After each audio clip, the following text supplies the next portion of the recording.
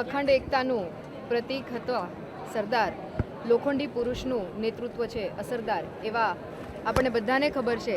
કે અંગ્રેજોએ ષડયંત્રપૂર્વક આપણા દેશને ટુકડા ટુકડામાં આઝાદી આપી હતી, પરંતુ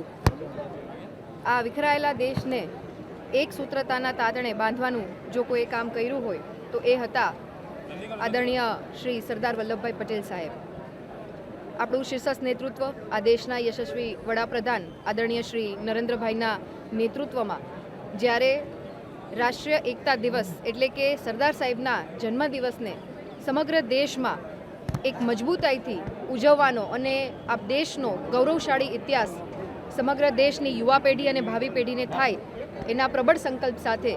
જ્યારે એમની 150મી જન્મ જયંતિ ઉજવાઈ રહી હોય ત્યારે જામનગરના જિલ્લાના વહીવટીતંત્ર તેમજ કોર્પોરેશનના સંયુક્ત ઉપક્રમે આજે એક રન ફોર યુનિટી કાર્યક્રમનું આયોજન કરવામાં આવ્યું, જેમાં ખૂબ બહોળી સંખ્યામાં નગરજનો ઉપસ્થિત રહ્યા. વિવિધ કેડેટના ફોર્સના યંગ બ્રિગેડિયર્સ અને યંગ જનરેશન છે એ ઉપસ્થિત રહી, તેમજ યુવાધન ખૂબ સરસ સંખ્યામાં ઉપસ્થિત થયું છે. નગરજનો પણ આ રન ફોર યુનિટીમાં ખૂબ ઉત્સાહ દાખવી અને જોડાયા. ત્યારે અમે